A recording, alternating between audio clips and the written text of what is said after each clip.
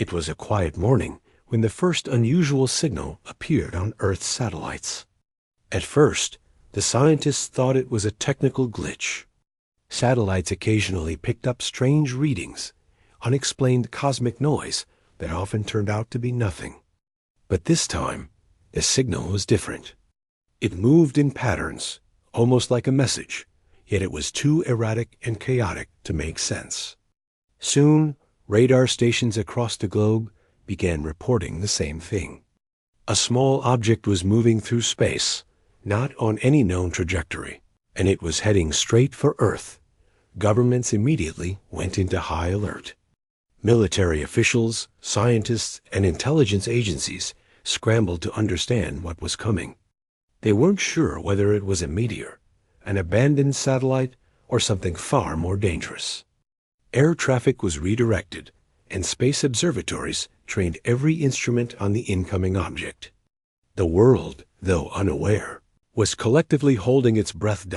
As the object entered Earth's atmosphere, it became clear that this was no ordinary space rock. It glowed with faint blue light and moved in ways that defied conventional physics. Tracking systems struggled to predict its path. Finally, it crash-landed in a remote valley, far from any towns or cities.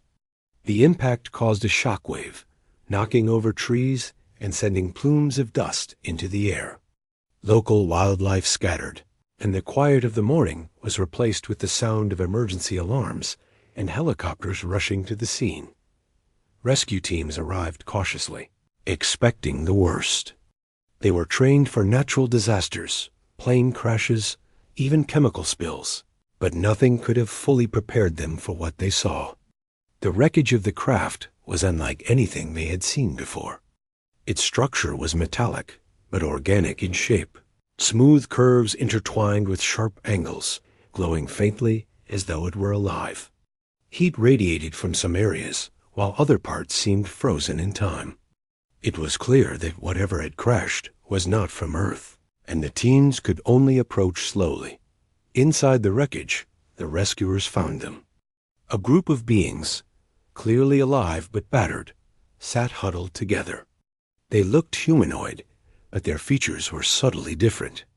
Their eyes were larger, their skin had a slight shimmer, and their movements were cautious, almost fearful. At first, the rescuers didn't know whether to approach or keep their distance. Protocols dictated caution, but these beings showed no aggression. They were exhausted, wounded, and clearly traumatized. The first priority was medical attention. Teams quickly set up temporary triage stations, providing water, food, and first aid. As the refugees began to recover, it became evident that they were intelligent and capable of communication. Though they could not speak any human language, their gestures, expressions, and a few simple sounds conveyed fear, pain, and hope. Scientists and linguists were brought in to establish a method of understanding. They experimented with universal symbols, sounds, and even body language. Slowly, a rudimentary form of communication began to emerge. As word spread, the media descended on the region. Drone footage of the crash site went viral, and people around the world watched in awe and fear. The first images showed the strange, otherworldly figures being helped by humans. Some viewers were fascinated, others terrified. Social media exploded with speculation. Conspiracy theories spread faster than the official updates. Governments struggled to control the narrative, while ensuring the safety of both the refugees and the human responders. Meanwhile, the refugees themselves were trying to make sense of Earth. They pointed to the sky, then to themselves, and then to their ship, as though explaining what had happened. Through careful observation, the scientists realized that their craft had suffered a catastrophic navigation failure. They had been fleeing their own planet, which was torn by war and destruction, and had intended to reach a distant, safer star system. Earth had not been their destination. It was a mistake, a cosmic accident. Yet here they were, stranded on an alien world, surrounded by beings they had never met. Fear and caution competed with empathy, among the humans at the site. Military officers worried about security risks, while scientists emphasized the importance of compassion. Some argued that the beings could carry unknown diseases, or that they might have technology capable of harm. Others insisted that these were refugees, no different in essence from humans fleeing disasters on Earth. Debates raged, sometimes heated, but a slow consensus began to form. They had to help them. The refugees' vulnerability became impossible to ignore. They had survived unimaginable hardships to get here, and their desperation was palpable. Their bodies bore signs of injury, exhaustion, and long travel through space. They looked around cautiously, uncertain if they were safe. Humans, in turn, felt a strange mixture of fear, responsibility, and curiosity. There was something profoundly moving in seeing another intelligent species in need, completely at the mercy of human decisions. As the day turned to night, emergency shelters were established. The refugees were moved away from the wreckage into tents and temporary buildings equipped with medical supplies, food, and warmth. Scientists and aid workers worked tirelessly, documenting injuries, administering treatment, and monitoring vital signs. Slowly, the refugees began to trust their human helpers. They responded to kindness with cautious gestures, to warmth with subtle smiles. During this first night, the world outside continued to watch. News broadcasts and online updates described the extraordinary scene. Humans helping beings from another world, treating them not as invaders or curiosities, but as victims in need. People everywhere debated, reflected, and even questioned their own values. Could humanity rise to the occasion and show compassion beyond its own species? The crash had become more than a scientific or military event. It was now a moral test for the entire planet. The refugees, though exhausted, showed glimpses of their intelligence and resilience. They began to organize themselves, pointing to supplies, indicating areas of pain or discomfort, and even mimicking human gestures to communicate more effectively. It was a slow, painstaking process, but every small interaction built trust. Humans learned not only about their physiology, but also about their behaviors, social structures, and the subtle ways they expressed fear and hope. By the end of the first day, a fragile calm settled over the crash site. The immediate danger of the wreckage was contained. The refugees were safe, and the world had begun to accept the reality of their presence. But even as relief workers rested, there was a quiet understanding that this was only the beginning. Humanity had a choice to make: ignore these beings and let them fend for themselves, or step forward to protect, aid, and eventually welcome them. The seeds of empathy were planted, but the path ahead would test courage, compassion, and the willingness to embrace the unknown. As the stars shone overhead that first night, humans and refugees alike looked up, each trying to comprehend the enormity of the universe and the strange twist of fate that had brought them together. Earth had never faced anything like this before, and yet, amidst fear and uncertainty, a shared understanding began to form. The refugees had arrived by mistake, but their survival, and perhaps the survival of a deeper sense of humanity, depended on what humans chose to do next. The morning after the crash, the world was still waking up to the reality that beings from another planet were on Earth. News channels replayed the images over and over, strange figures being helped by humans, rescue teams moving cautiously through the wreckage, and emergency shelters filled with unfamiliar shapes and colors. People everywhere were curious, anxious, and for some, terrified. Some questioned whether the beings could be dangerous. Were they here to invade? Were they carrying unknown diseases? Or worse, could they have technology that humans didn't understand yet? Despite the fear, the teams on the ground were determined to continue helping. The first challenge was communication. The refugees had no knowledge of any human language, and humans had no knowledge of theirs. But communication was necessary, not just to help the injured, but to build trust.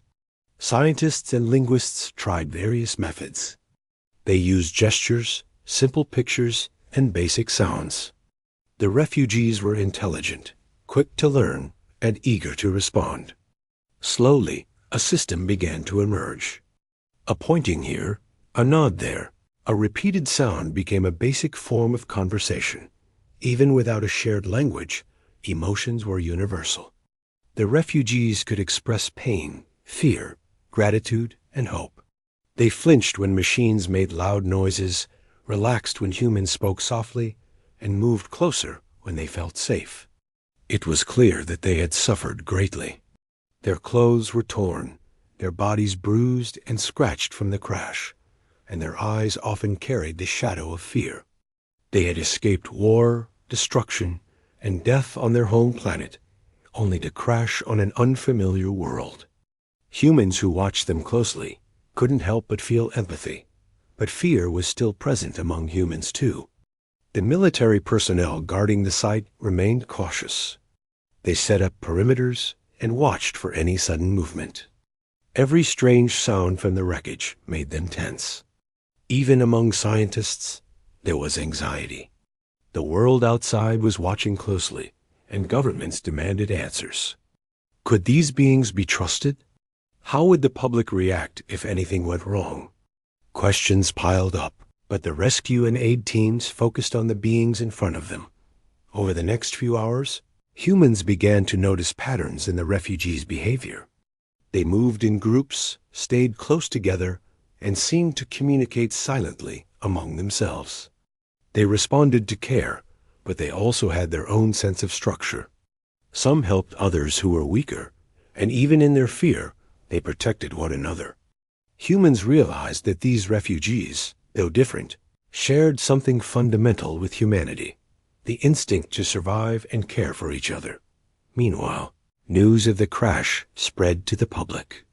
Social media exploded with speculation. Some people expressed excitement, dreaming about alien life finally appearing on Earth. Others expressed fear, warning of potential dangers, and demanding that governments take extreme precautions. The contrast between curiosity and fear was stark, and this mirrored the debates happening inside the rescue teams.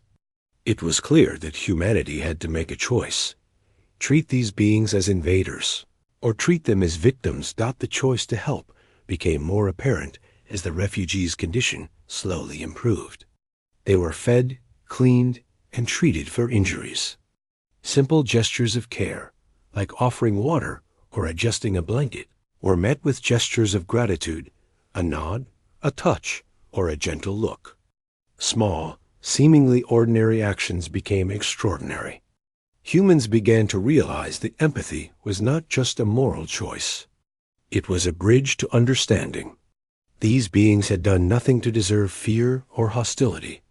They were simply lost, and they needed help. Even as progress was made, challenges remained. The refugees were unfamiliar with Earth's environment. Sunlight felt harsh, wind was unpredictable, and rain was frightening. They were wary of technology, even basic devices like thermometers and lights. Humans had to find ways to make them feel safe while continuing to gather information about their needs. It required patience, observation, and constant adaptation. Every day was a learning process, and every small breakthrough in trust felt like a victory. One of the most remarkable moments came when the refugees started to explore their surroundings in small, cautious ways.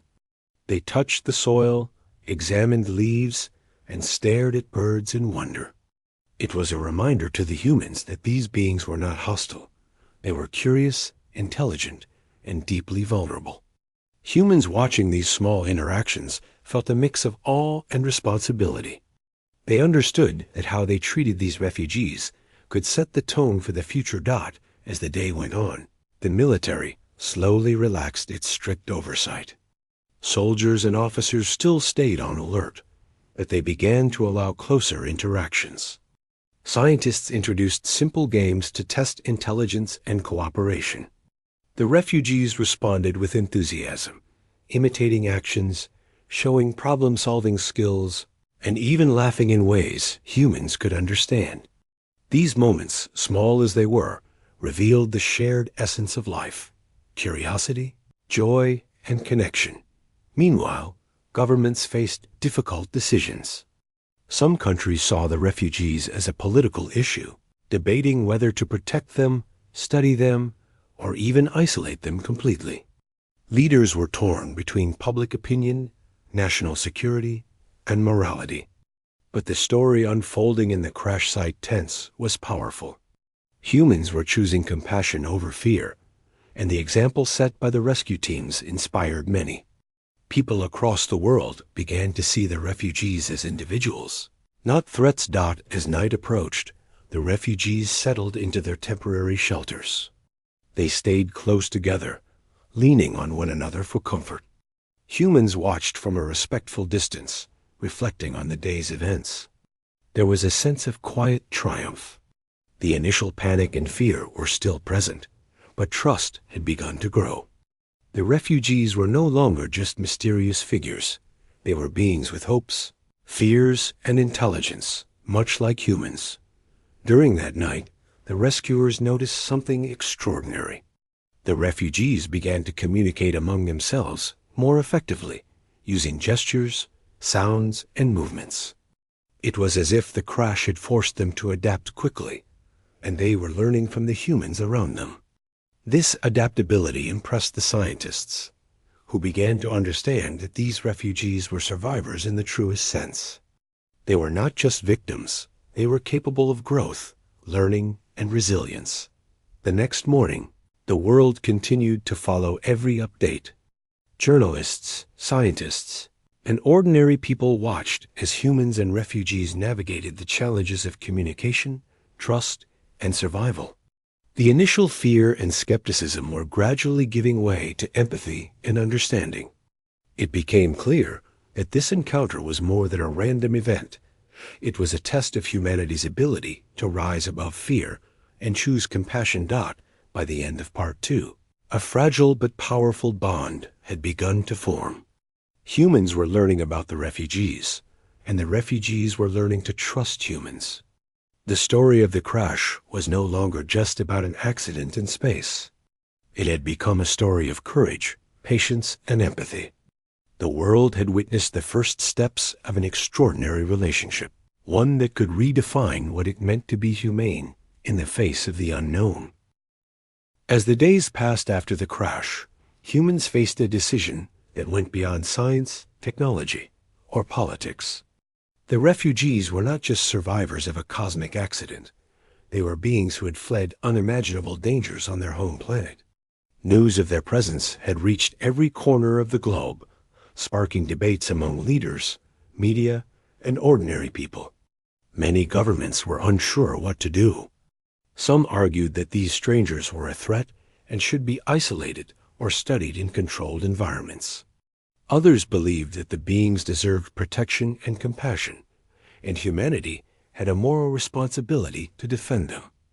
On the ground, the situation was unfolding in a way that left no room for indecision. The refugees were still fragile, struggling to adapt to Earth's environment.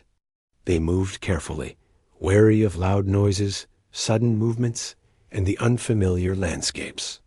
Yet, despite their fear, they were intelligent, curious, and capable of forming bonds.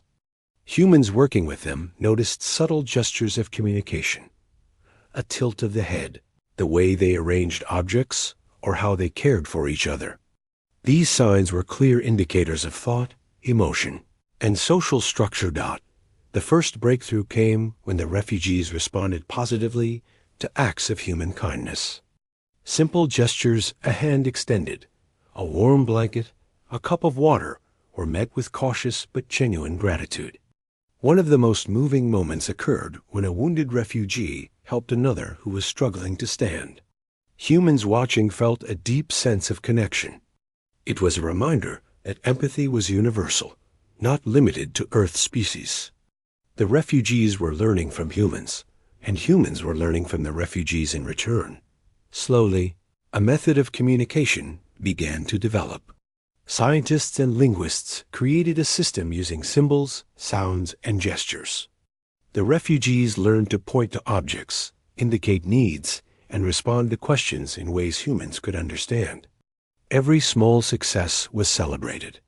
For the refugees, it was a lifeline.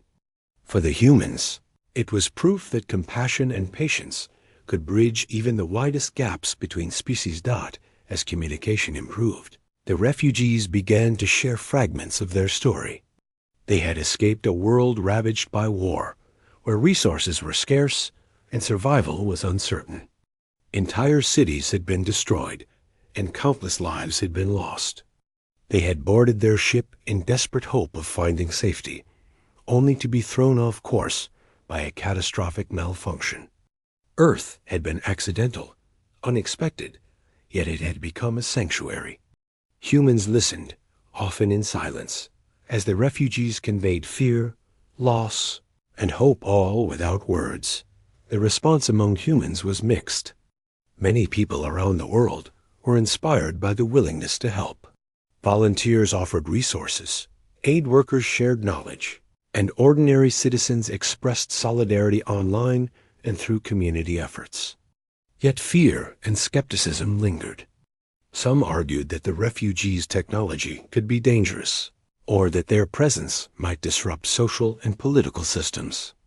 Military officials remained cautious, maintaining security perimeters and monitoring every move. But the consensus was slowly forming. Protection and empathy were the priority. One of the most important lessons for humans came from observing how the refugees interacted with their environment. They were cautious with nature, respectful of water and soil, and careful around animals. They taught humans small ways to see the world through different eyes, a deeper appreciation of resources, a respect for balance, and an understanding that survival required cooperation. It was subtle, almost invisible, but it left a lasting impression on those who watched closely. Trust grew not only between humans and refugees, but also within the human teams themselves. Doctors, scientists, and military personnel began collaborating more openly, united by the common goal of protecting life. The crisis forced humans to put aside political differences, rivalries, and prejudices. In that sense, the refugees had become a catalyst for human unity. The story of their struggle and survival inspired hope and reflection on Earth's capacity for empathy. As trust grew, the refugees themselves began to explore new ways to engage. They observed humans performing tasks like cooking, cleaning, and caring for others, and they began imitating these actions. Some helped set up shelters, others assisted with organizing supplies. Their intelligence and adaptability were remarkable, demonstrating that despite being outsiders, they could contribute meaningfully to a new community. Humans, in turn, learned to rely on their insights. For instance, the refugees suggested ways to organize medical supplies, prioritize needs, and anticipate problems. This mutual exchange was small but powerful, deepening the bond between the two species. One of the most moving aspects of this period was the emotional connection forming between humans and refugees. A simple gesture, a hand held for reassurance, a shared smile, a moment of quiet understanding carried weight far beyond words. It became clear that fear was giving way to compassion. Humans realized that defending these beings was not only an ethical choice, but also an affirmation of what it meant to be human. Protecting life, offering trust, and extending care were fundamental values, tested and proven in extraordinary circumstances. Challenges were not absent. Some humans still feared the unknown. News outlets continued reporting speculations and uncertainties, and politicians debated the implications of hosting refugees from another world. Some communities expressed resistance, questioning why resources should be allocated to beings that were not human. But at the crash site, the reality was undeniable. These were living, thinking, feeling beings in need. Compassion had to outweigh fear, and the people working closely with the refugees knew it, By the end of Part 3, humanity had made a conscious choice. The decision to protect and defend the refugees had been reinforced not by orders from above, but by the daily interactions and experiences of ordinary people on the ground. Humans had witnessed their courage, their intelligence, and their vulnerability. They had seen that despite being different, these beings shared a fundamental desire to survive and to live with dignity. The story of the refugees became a symbol of human choice and moral strength. It showed that empathy could overcome fear, patience could overcome misunderstanding, and kindness could build bridges across worlds. While governments continued to debate and the media continued to speculate, the people on the ground, scientists, aid workers, military personnel, and volunteers embodied the lesson that humanity is defined not just by its knowledge or power, but by its willingness to protect life. Regardless of origin. As night fell once again over the crash site, a calm settled. The refugees slept more peacefully, comforted by the human presence and the security of temporary shelters. Humans remained vigilant, yet they too experienced a quiet sense of hope. Trust had been established, and with it, the first real steps toward coexistence. The journey of understanding, adaptation, and mutual respect had begun. Both species were learning from each other, growing together in ways that could reshape perspectives, challenge assumptions, and redefine the meaning of community on a planetary scale. This day, filled with small breakthroughs, gestures of care, and shared experiences, was the beginning of something larger than survival. It was the beginning of a story in which humanity would be tested, not by fear or conflict, but by its capacity for empathy and moral courage. The refugees had arrived by accident, but the way humans chose to respond would leave a mark on history, a story of compassion triumphing over fear, and of two species finding common ground in the vastness of the universe. After days of cautious interaction, a remarkable transformation began to take place at the crash site. The refugees were no longer just frightened survivors huddled in tents. They were beginning to explore, learn, and adapt to life on Earth. Every movement, every gesture, every curious glance revealed their intelligence and adaptability. Humans watching them could not help but marvel at the resilience of these beings. They had endured the destruction of their home planet, a harrowing journey through space, and a crash landing on an unknown world. And yet, they were finding ways to survive, learn, and even contribute. The first major breakthrough came through simple, shared activities.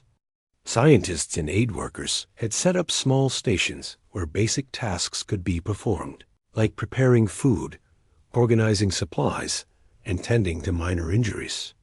The refugees began observing these activities closely, their large, expressive eyes following every movement. At first, they imitated cautiously, unsure of the objects and actions around them. But their learning was rapid. In a matter of days, they were helping humans arrange supplies, carry items, and even perform simple tasks with tools they had never seen before. This cooperation sparked a sense of unity among the humans at the site. Military personnel, doctors, and scientists who had previously kept strict boundaries began to collaborate more freely. The shared effort of protecting, caring for, and learning from the refugees broke down many human barriers. Rivalries and disagreements faded in the face of a common goal. Everyone present began to understand that this was not just about survival, it was about connection, trust, and the recognition that life, no matter where it comes from, deserved respect. One of the most fascinating aspects of these early interactions was how humans and refugees began to communicate without words.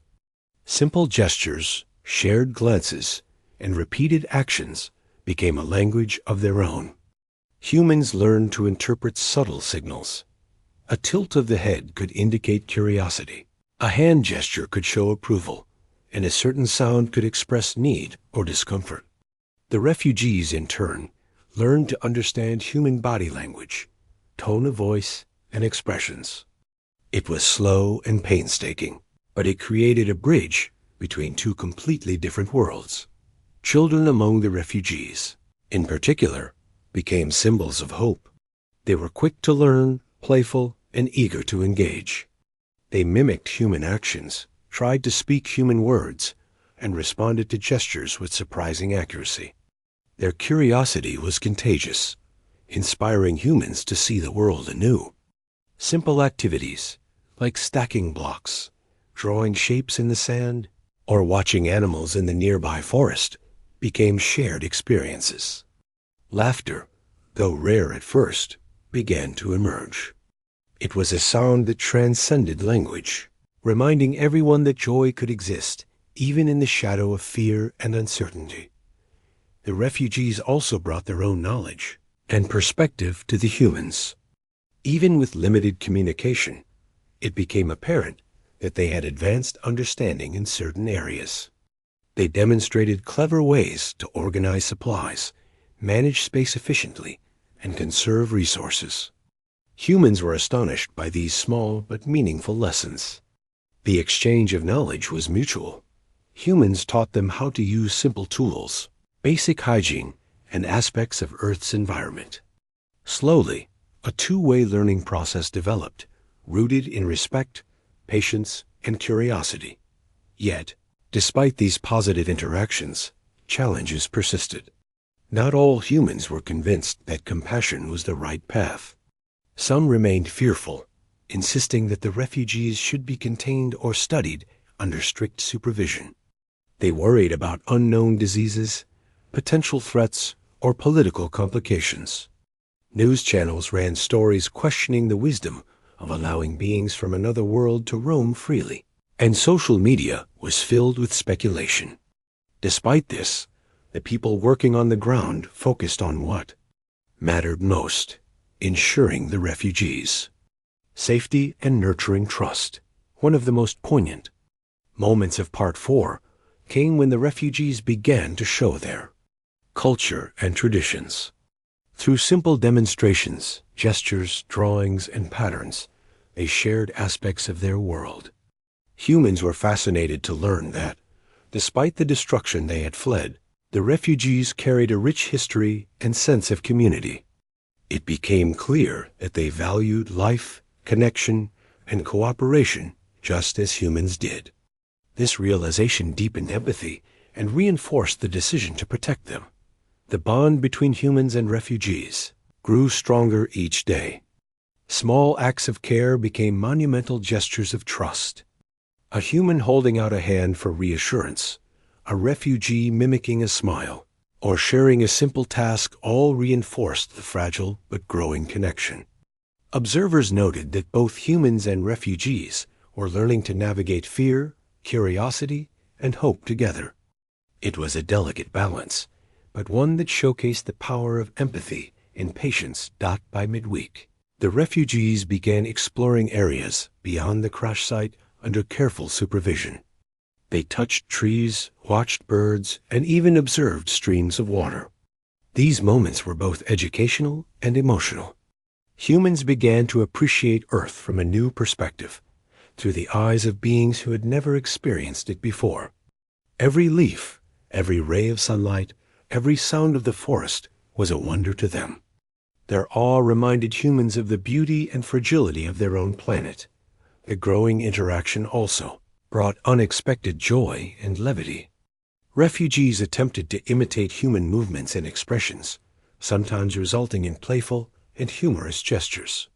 Humans responded with laughter, creating moments of shared humanity, moments that transcended fear, language, and species. It was in these moments that the deepest lessons emerged. Trust could be built through small, consistent acts of care, and connection could flourish even in the face of profound difference. As the days continued, both humans and refugees began to anticipate each other's needs. Humans would leave out food or supplies, knowing the refugees would notice and respond. The refugees would help with minor tasks, communicate distress, or offer reassurance through gestures. A rhythm developed, a silent agreement that both sides were working together for mutual survival and comfort. This was not just adaptation. It was collaboration at its most fundamental level. Even beyond the physical survival, the refugees began to demonstrate emotional resilience. Despite the trauma they had experienced, the loss of home, family, and certainty, they were learning to trust again. They showed signs of hope, curiosity, and engagement with the world around them. Humans watching them could not help but feel admiration. These were not weak, helpless beings. They were survivors, learners, and in their own way, teachers. Part 4 ended with a profound sense of possibility. The initial fear and chaos of the crash had given way to cooperation, understanding, and empathy. Humans had learned to see beyond appearances and differences, while the refugees had begun to feel safety, trust, and belonging. The foundation for a lasting relationship had been laid. It became clear that this story was more than an isolated event. It was a lesson in the power of compassion, the importance of patience, and the potential for two species to find common ground. Humanity's choice to help, to protect, and to learn had created an opportunity for growth, understanding, and hope that extended far beyond the crash site. The journey was far from over, but the path forward was clear. Empathy, collaboration, and courage would guide both humans and refugees as they navigated the challenges and wonders of life together on Earth. Life at the crash site had begun to settle into a rhythm. Humans and refugees were learning from each other, forming bonds, and building a fragile sense of community. Yet, beyond the temporary shelters and quiet fields where these interactions took place, challenges were quietly gathering. The presence of beings from another world could not remain hidden forever. Word had spread rapidly, both through official channels and social media.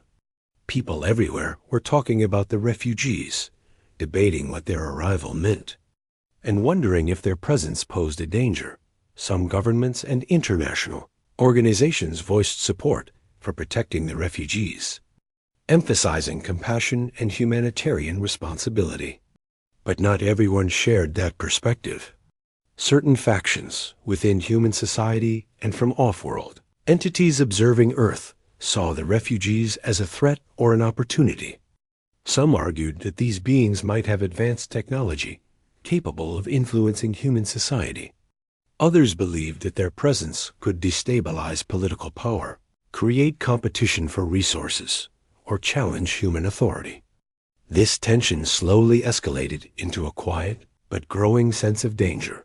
The first signs of external threats appeared in subtle ways. Unmarked drones hovered near the crash site, scanning and recording without explanation. Surveillance satellites captured unusual signals, though it was unclear whether they originated from humans, other extraterrestrial observers, or both. Military and security teams on the ground remained vigilant, monitoring every anomaly and responding cautiously. The world had shifted from fascination to anxiety. What had begun as a story of survival and trust was now entering the realm of conflict and uncertainty. Despite these looming threats, the humans at the site refused to let fear dominate their actions. They doubled down on care and protection, ensuring the refugees were safe, healthy, and comfortable. Strategies were devised not only for everyday survival, but also for defense if needed. Security perimeters were strengthened, and communication lines were established to coordinate responses in case of emergency. Humans were preparing for the possibility that others might try to interfere, but they did so with a strong sense of moral responsibility. The refugees, though aware of tension, trusted the humans who had been protecting them. Communication between humans and refugees became even more vital during this period. The refugees began pointing to the skies, to distant objects, and using gestures that suggested awareness of potential threats. Humans interpreted these signs carefully, realizing that the refugees were capable of understanding danger and reacting with strategy. This observation reinforced the growing trust. Both species were learning to protect and support one another. The sense of shared purpose was strengthening, and it created a unique bond between humans and the visitors from another world. News of the refugees' presence had also sparked a surge of global interest. Scientists, journalists, and curious citizens from around the world wanted to learn more. Some wanted to study the beings, others wanted to offer aid, and a few simply wanted to observe. This external attention added pressure, but it also provided an unexpected form of support. Volunteers and humanitarian organizations offered resources, technology, and expertise to help care for the refugees. The growing network of support reinforced the idea that protecting the refugees was a responsibility shared by humanity as a whole. Meanwhile, tension continued to build as factions opposed to the refugees' presence began to test boundaries. Small incursions were detected near the crash site from both terrestrial and possible extraterrestrial sources. These early encounters were cautious, probing, and non-violent, but they served as a reminder that the world was not united in support of the refugees. Humans responded by strengthening their vigilance, coordinating with local authorities, and maintaining constant communication among teams. It became clear that survival depended not only on care and compassion, but also on strategic thinking and solidarity. Within this environment, the importance of cooperation became increasingly evident. Humans and refugees began practicing exercises to anticipate potential dangers. They established signals for warning, mapped escape routes, and created ways to help one another in emergencies. These activities were both practical and symbolic. They demonstrated that trust, preparation, and collaboration could overcome fear. Humans were learning to see the refugees not as outsiders, but as partners in survival, while the refugees were learning that humans were reliable allies capable of protection and empathy. Amid these preparations, moments of human kindness continued to inspire trust and resilience. Volunteers worked tirelessly to ensure comfort and safety. Scientists shared knowledge about Earth's environment, and military personnel balanced vigilance with compassion. The refugees began participating more actively, helping organize supplies, signaling potential hazards, and assisting humans with tasks that required careful attention. These actions highlighted the refugees' intelligence, adaptability, and willingness to cooperate. Perhaps the most significant development during this period was the recognition of shared vulnerability. Both humans and refugees understood that they depended on one another for safety and survival. Humans could protect the refugees from immediate dangers, while the refugees contributed unique knowledge, awareness, and perspective that humans did not possess. This interdependence created a sense of solidarity that transcended species, culture, and language. Fear and skepticism gradually gave way to trust, unity, and determination. Emotional connections also deepened. Simple gestures, a touch on the shoulder, shared laughter over small misunderstandings, or a protective action during a sudden disturbance reinforced bonds between humans and refugees. Humans began to see these beings not as strangers, but as individuals with hopes, fears, and personalities. The refugees, in turn, expressed gratitude and trust in subtle ways. A nod, a small helping hand, or a gesture that conveyed understanding. These moments of connection became the foundation for lasting relationships. As the days passed, it became clear that humanity's decision to protect the refugees was being tested. External forces continued to probe, and public debates continued around the world. But the people on the ground had made their choice, and their commitment was unwavering. Every act of care, every shared moment, and every small demonstration of trust reinforced the belief that compassion was stronger than fear. The refugees' survival, and the survival of the moral principles that guided human behavior, depended on solidarity, courage, and unity. By the end of Part 5, the bond between humans and refugees had grown stronger than ever. External threats had forced both species to rely on one another, creating a shared sense of purpose and determination. Humans had learned that protecting life, even from being so different, was a testament to their humanity. The refugees had learned that trust, care, and collaboration could exist even in a world so alien to them. Together, they faced uncertainty with courage, patience, and resilience, proving that unity and compassion could overcome fear and challenge. The story unfolding at the crash site was no longer just about survival. It was about the power of moral choice, the strength of empathy, and the extraordinary possibilities that arise when humans and others work together. Humanity had chosen to defend the vulnerable, and in doing so, it had created a new model for solidarity, courage, and hope. The lessons learned during these challenging days would shape the future, demonstrating that even in the face of fear and uncertainty, compassion could prevail and build bridges across worlds. With the immediate dangers behind them, the focus shifted to rebuilding and creating a future where humans and refugees could coexist. The crash site, once chaotic and tense, became a place of quiet learning, collaboration, and hope. Humans had proved themselves willing to protect and nurture life beyond their own. And the refugees, in turn, began to show signs of trust, adaptation, and even contribution to the world around them. The first step in this new chapter was providing stability. Temporary shelters were upgraded, food and medical supplies were organized more efficiently, and routines were established for both humans and refugees. The refugees, despite their previous hardships, began to embrace these routines. They learned to care for their own spaces, helped each other with daily tasks, and even assisted humans in organizing resources.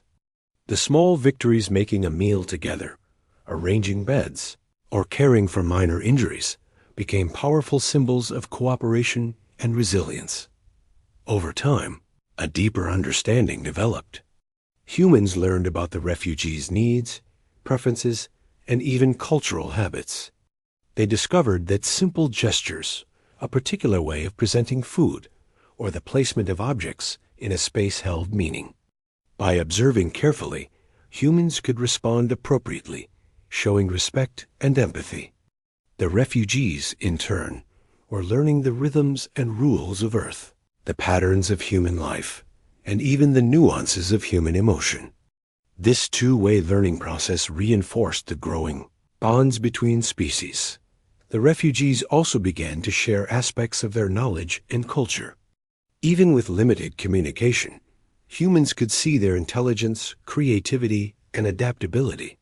They demonstrated unique problem-solving skills, ways to manage resources efficiently, and approaches to group coordination that were new to humans.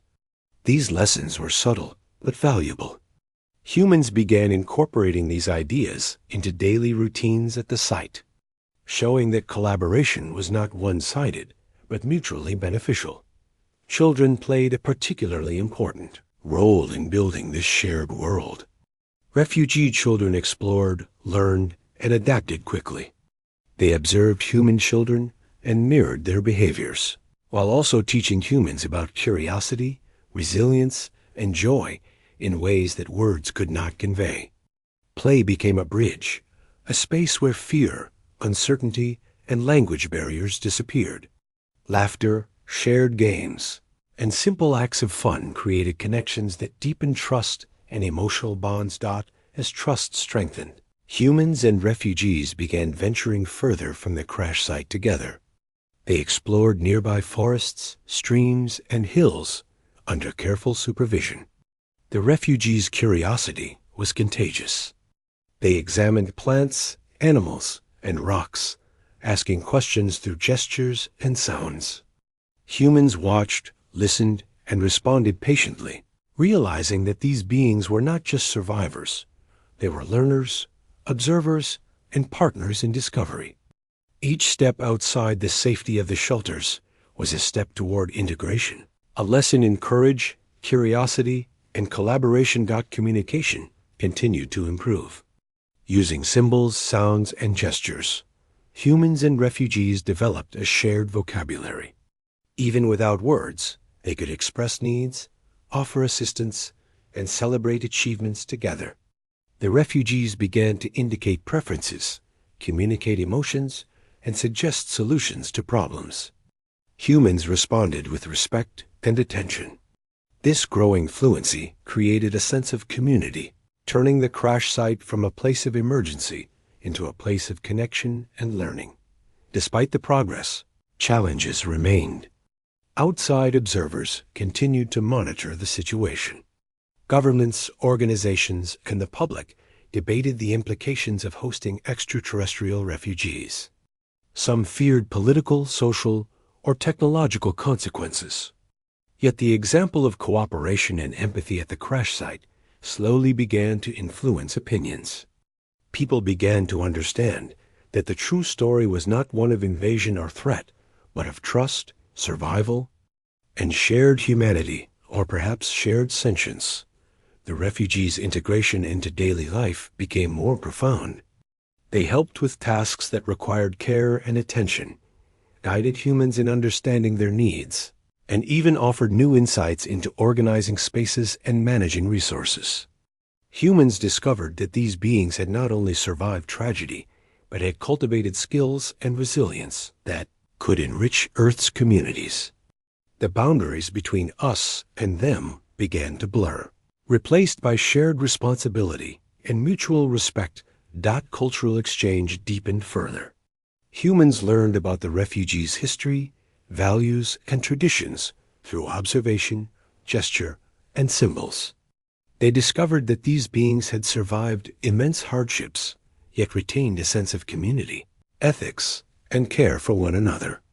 Refugees, in turn, observed human creativity, empathy, and ingenuity. Together, they formed a hybrid understanding of survival, collaboration, and life. This exchange was quiet but profound, reshaping the perspectives of both species. As weeks turned into months, the refugees began contributing more significantly.